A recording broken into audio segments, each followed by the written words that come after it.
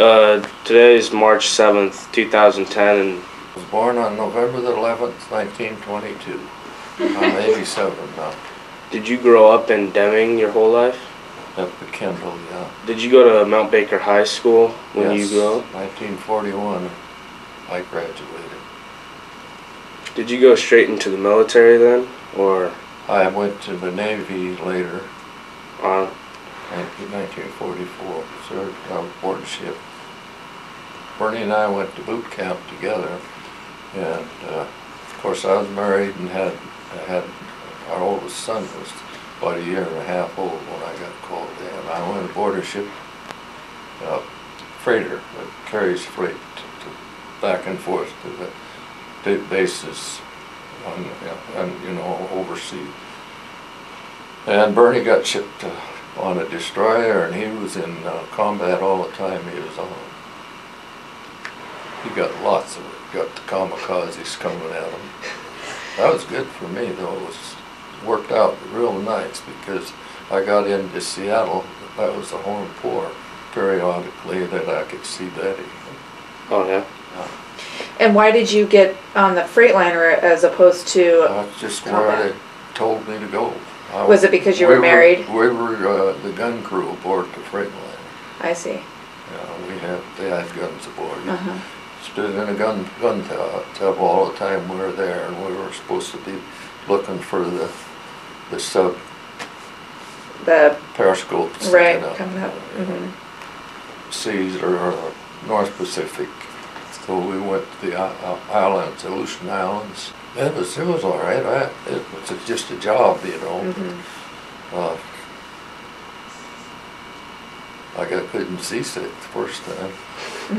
Did you? Oh, it was rough, awful rough. You know, the ship was taking on water and all that stuff. How long were you on the ship? Just about 2 years. Right after the war, did you come home, or did you have to stay out Yeah, there? I was discharged at Bremerton. We were called the Armed Guard. Actually, when you look up the records, there was the highest death rate of any of the services in the military. But because of the ships we were on were just cargo ships, you know. Yeah. And that's the planes picked on the cargo ships just to get rid of them. Yeah, Uncle B was down the Solomon Islands with in the South Pacific. Yeah. Not destroyer, softly. B went to South Pacific. He was on a destroyer. He had action all the time he was in there. All the Philippines, he went through all those, Lady and Wingate. He was a gunner. He worked on a 5-inch 35. I think he was the loader, they call him. They have to be pretty strong, you know, those shells are about that long and heavy. They sent me up to Treasure Island to get shipped out somewhere. And that's where I run into B. His ship was in the dock at San Francisco. I'd wrote him a letter and told him I'd be in Treasure Island. So he was waiting for us to come in. He was telling me after we got together. And he said, I saw you guys come in, and they had the whole company, just oodles of people, you know. And he said, I spotted you in the middle of it. So he just joined in marching. Walked over to where we were put up, you know, and there were big long corridors. I took my gear in there, and I said, what are you going to do tonight, B? Oh, I don't know.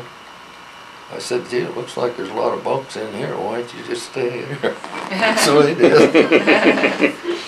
Now, did you box some in the Navy, too? I did. You learned to box? In boot camp. Oh, wow. So I remember hearing stories, or even seeing your bag downstairs when I was a kid. You know, there was always rumors on the dick was a heck of a boxer. Just thought I'd try it. I used to box with the boxing guys that were on the team over here. I didn't have time to, I just go down when they're practicing sometimes and put on the gloves, you know. That's where I kind of got the fun of doing it. Did Uncle B do some of that too? No, no, he didn't, but he could fight. He was so darn strong, you know. He's a dance-hall fighter. I had one fight and it didn't last long at all, but we were getting ready to come home and they had set up for another one, and B said, I wouldn't do that, Dick, we're going home, we might as well get our mind on that. I said, that's a good idea, B. So I didn't. So how'd you do on the first? Oh, I knocked him out. Oh, did you? He wasn't very tough. So with a good right, he went down.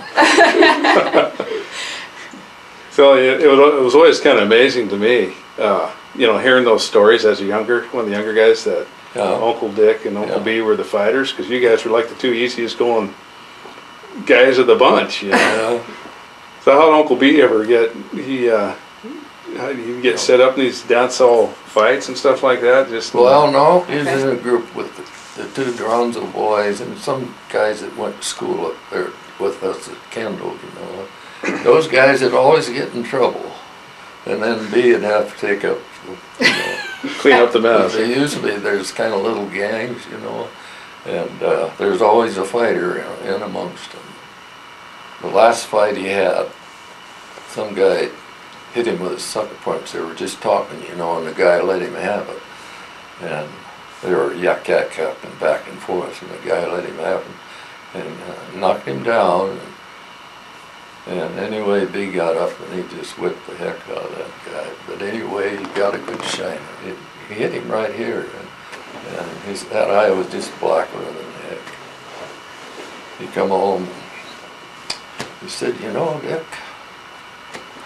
I'm going to quit that fight. He said, you know, a guy like he knocked me down when he hit me. He said, if there had been a car there, I could have hit the bumper or something with my head and killed myself. He said, I'm going to quit that. And he never did have another fight.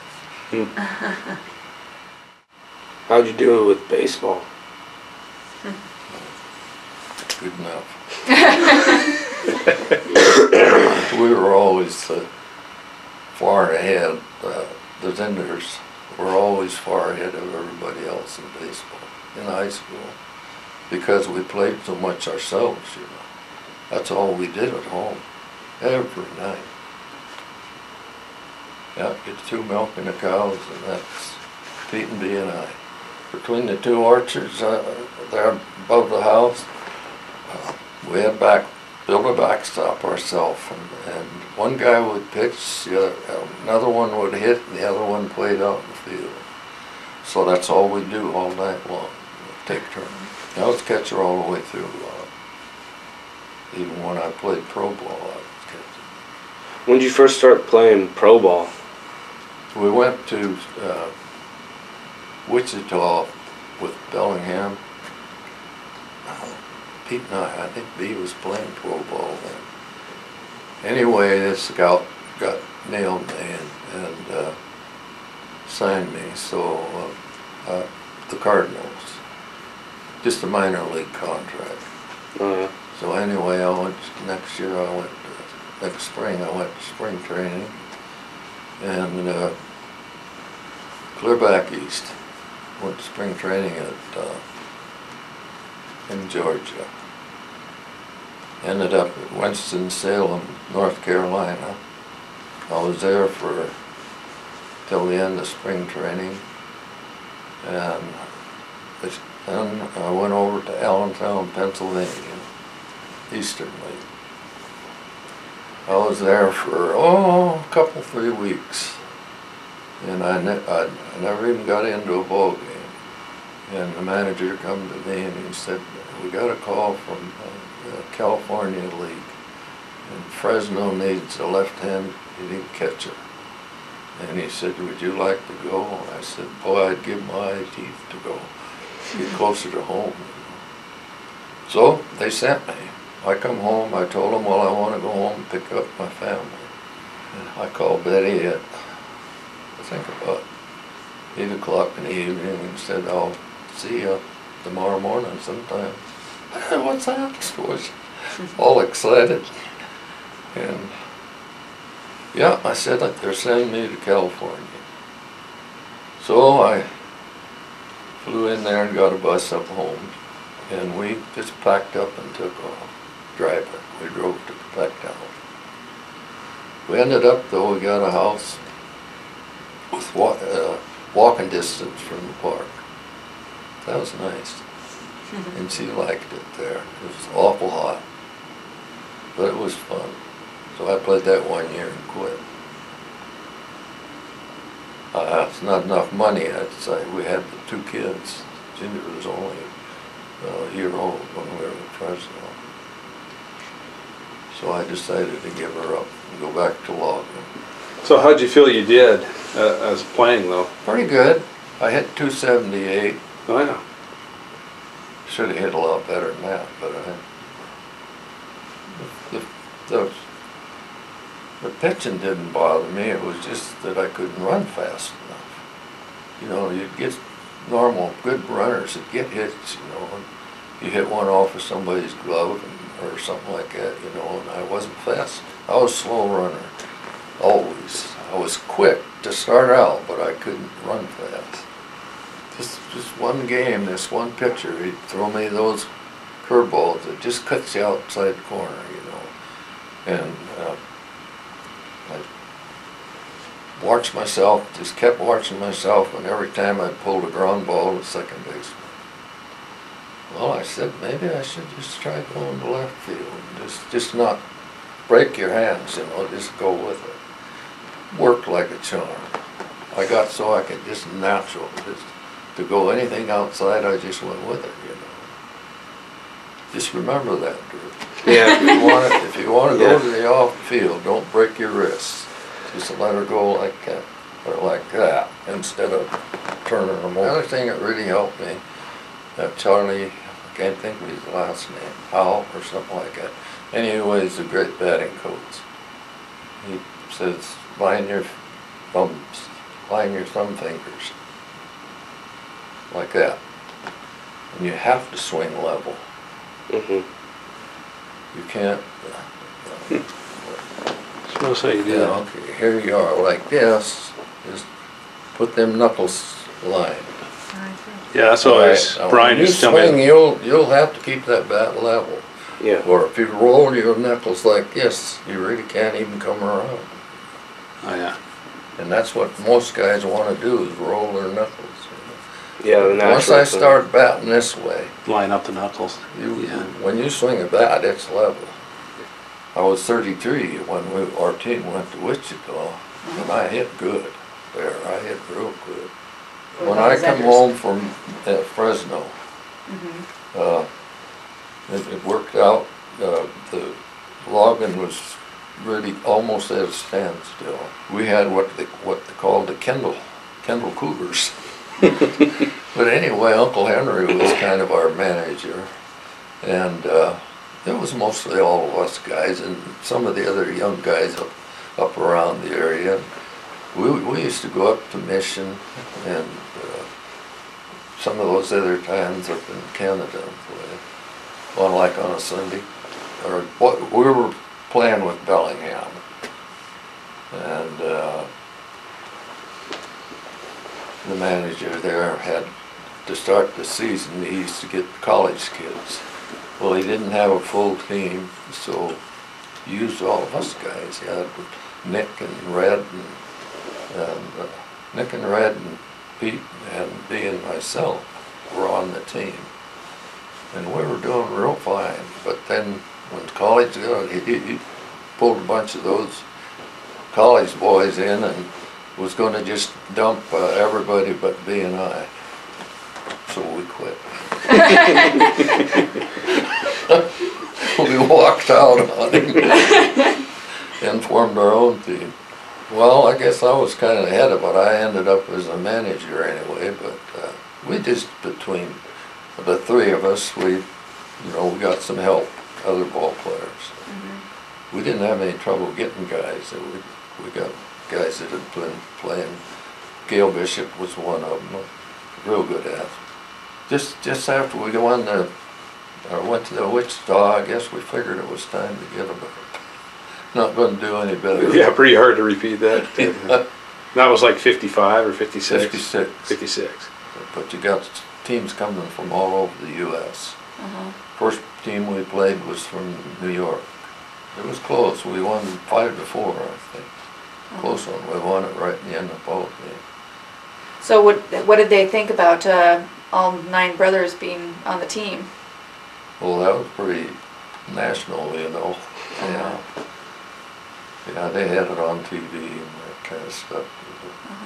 Yeah. So did you have groupies following you around?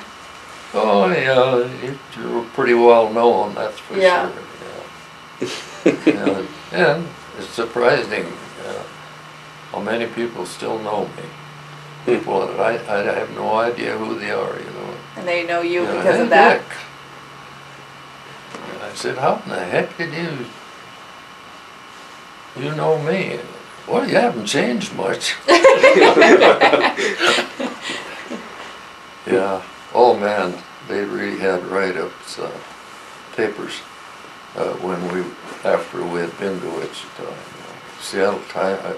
Seattle Post, I think it was, had a big article. But I hit a home run that tied that game in the 8th inning, and then we went on to win it. Was that Wichita?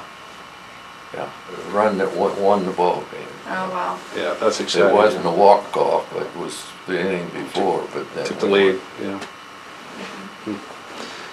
Yeah, and then I remember I heard Spike ask, Dad, how far do you think that home run went that Dick hit? Oh, he said that one went clear to the river. The river was halfway uptown. Yeah, that must have been quite something, you know, like for your dad, Grandpa. Yeah. To go all the way back there too. It's a pretty big deal, wasn't it? There with us. Oh, Uncle Yeah, Henry Uncle too. Henry. Did you, that was the first time Grandpa, your father, left Washington? Ever got out of Washington, yeah, that I know of. I'll be darned. Yeah, they must have been just really proud Oh, of I you guys. remember when we were riding the bus, I was sitting close to Dad. Flat and nothing but hayfields. I said, what do you think of this country, Dad? Oh, a man could sure farm here. Oh, Dad was so much like your dad, you know, he was pretty much all business. Quiet? Yes, he had a lot of good sayings. He loved his sports.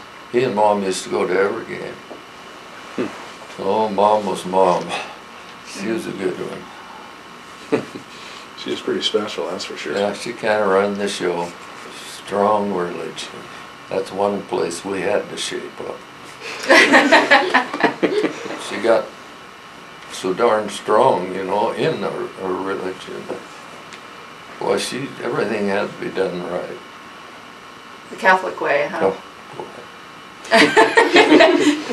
she only had 3 years of grade school. Wow. She went through it in 3 years after she was older. I think she was 12 or 14, something like that, when she went through grade school. Wow. But she could spell any word. I don't care what it was. And how did your parents meet? She came out here. My granddad would come out here after Grandpa she Shannon, lost, right? lost her mother, you know, and in those days jobs were hard to find. So when she got to be 19, I think it was, he wrote to her, and he had married my step-grandmother, and they had moved to Sumas, and he said he was all in shape that she could come and stay with him if she wanted to come out. So she just took it on herself and come out on her own on the train. She said, I got out here and it rained 3 weeks straight.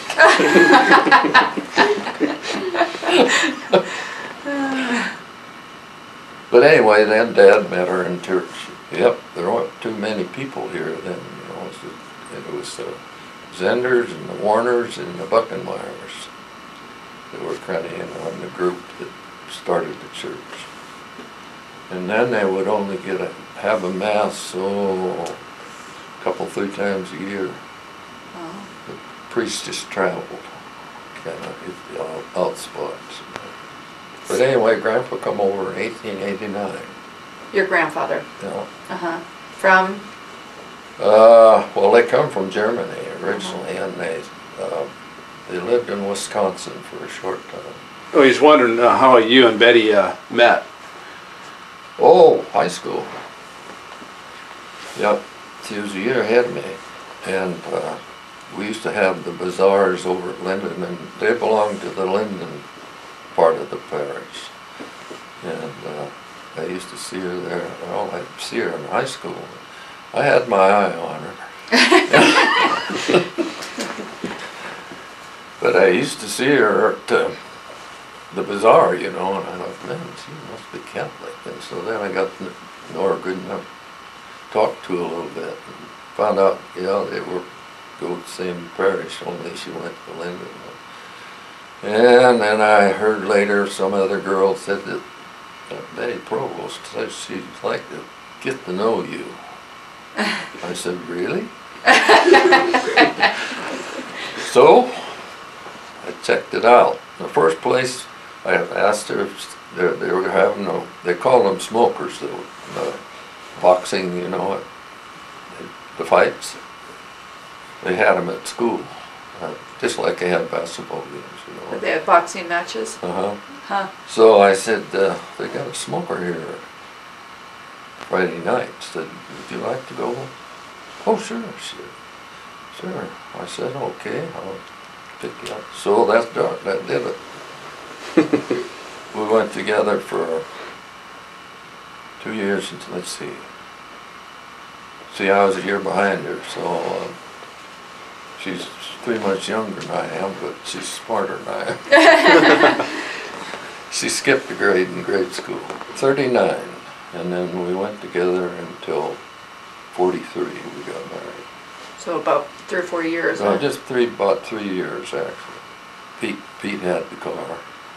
But you had to talk him out of the car, or was he a permanent escort? He'd just take me. I'd take it and go down, get her, and then we'd go wherever we were going. And would he have a date too? Oh, most of the time he did, yeah. Uh-huh. Yeah, it worked out nice, and he was so darn good. He wasn't a bit stingy, you know, or worrying about what he was going to do. He'd even run out of his way and not say a word about it, you know. No, he was real good brother. All of them were, really. How many kids did you have? How many? Kids did you 3. have? 3? 2 boys and a girl. We lost Ginger 12, 13 years ago. She was a dandy. Dan was the oldest. Dan, that's right. Dan was the oldest grandchild. Ginger, Then Steve, he's over in the Eastern Cheweel. Mountain, right. Eastern Mountains. He was just here a couple of weeks ago. He comes over about at least 4 times a year. Mm-hmm. He's a great worker. He just takes over when he gets here. You better have some work for me. That's what he comes, that's right. Well, he comes over to see me too, but he wants to keep everything in shape. Sure works out great for me. He and Steve take care of the place. I just mow the lawn, that's about it. Now, Steve was over, he comes over in the spring to trim the trees and that kind of stuff. Betty you noticed she was Catholic. Was that important to you? Oh, yes. Most people that have religion are real good because all religions are good, you know. Uh-huh. And not that we're any better than anybody else, just the way we were raised, you know. What are some times in which you relied on your faith? When I lost Betty, Yeah. that took an age. Mm-hmm. That's pretty tough. Yeah, I would say that's what carried me along. Hard. Ginger was a big loss for me. Mm-hmm. Yeah. Yeah, she was my pet. She was your girl. How long did you log? All my life, and I was 25 when I started driving all the time. But us guys grew up in the woods, you know. Yeah. I was a cutter the full summer between my junior and senior years in high school. Uncle Tony and I were doing the fall. So that was back before you had power saws and stuff. Oh yeah, and the old cross cuts. You know, miserable. And then big timber. Boy, we were in like 6-footers, you know. You had to use the springboard. That you have to stand on them, you know, when you get over a canyon or something like that. Oh my, that would have been scary. You get out there, Richard. You're younger than I am. You had to have to chop the undercuts in, you know. I chopped left-handed, and so did he. He said, well, I will cut an undercut. Well, I jumped over on the left side. That's my side. If you're going to cut with me, you got to learn how to chop from the other side. So, boy, before the summer's over, I was pretty good right-handed. You'd think it'd be no fun at all, but I got such a good shape that I could pull that saw all day without even bothering me at all, you know. Wow. How long would it take you to fall a tree like that? Oh, take a 6-footer, you know, it'd run into an hour and a half, 2 hours, something like that. Like say your canyon was here. Your tree is standing here, so that one, you know, it's a long ways down on the other side of the tree. Well, one guy is on this side and the other one's over here, so you got to use springboards over there. Not standing out there pulling the saw in the middle of nowhere. Yeah. You got to make sure you're well balanced. Dad used to tell about Gramps Zender's where he homesteaded. To make farmland, they just cut those big firs down and burned them. My dad, no, he farmed all his life, but he always milked cows along with his work. Yeah. Betty and I were living in the old house there at Grandma's. Oh yeah. Dad must have had about 30 anyway, cows. And I used to get up at 5 o'clock and go up and help him milk. Just, I couldn't stand just to see him working that hard. He didn't ask me to do it. I just made a habit of it. It didn't hurt me any. Well, that was kind of the Zender way too. They'd go do it, and then they'd kind of shame you into doing it. Yeah, right. They wouldn't really ask you. They'd just kind of That's pretty cute. Yeah. make you feel guilty, and then you go help them. Yeah. Yeah. That was a pretty steep show there, wasn't it, up at Jackman Creek? Yeah. Just like that. The road was up above, you know, and everything. Rock cliffs. Way down, they were all clear to the creek. Steve used to ride up there with me. He'd go down for a day and ride the truck. And he liked to fish. So when we're headed for the landing, I'd stop and he'd hike into the creek. And he could hear me coming down, so he'd come up. He always had a half a dozen or more fish. No kidding. Yeah, nice little trout. Nice trout too. Is it? Huh. That was Steve, my boy. I see. Yeah. They do that during the summer months, or Yeah. yeah. Yeah, just every once in a while he'd go down, but he always he'd hike in and fish while I was up getting the load, you know. Yeah, Uncle Spike was really a remarkable person in himself. What a character he was. Listen to him and Dad. You know, Betty and I were with him when he died.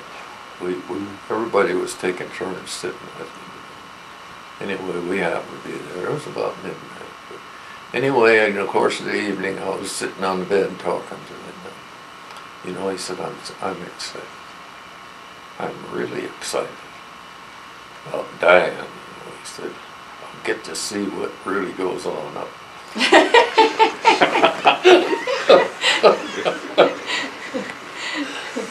What was it like having all these younger siblings to you? You had your three. Let's see. I did a lot of babysitting. And changing diapers and all that kind of stuff. So it was That's easy. a lot of work then, yeah. Yeah, I was kind of the chosen boy, as far as working in the house. Used to supposed to be taking turns between Pete and B and myself. There was always lots of dishes to do and scrub the floor and all that stuff. I used to help her wash. We had the old ring washer then. I'd stay home. The school was mile to walk, so I'd stay home till noon on Monday, help her wash, and then walk to school at lunchtime. That worked fine. That really helped her too. But I don't know. We used to take turns. One would go to the barn, one would get the wood in, and the other one stayed in the house and helped Mom do the dishes and whatnot. I don't know. It seemed like I ended up doing the dishes most. Yeah, and then Jim was another real talent too, wasn't he? Yeah, And then Scout still started to come around again too. Yeah, he had just natural talent. Yeah. And, yeah. Yeah, the only thing Jim really got serious about was music. Yeah. When did you stop driving the truck? Oh, I was 74 years old when I quit. 97. We had a bad winter. End of 96. New Year's Eve. We had to get to a wedding. So I took the car out to see if I could get out the driveway. Well, I got to that flat spot out there and she hung out, bottom out. Had to dig it out.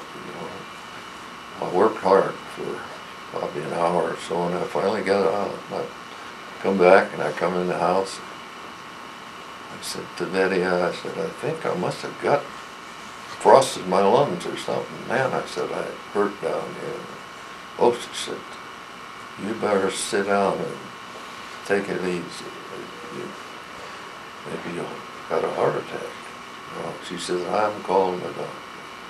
So she did, and she said, the doctor said, you get him in here right away.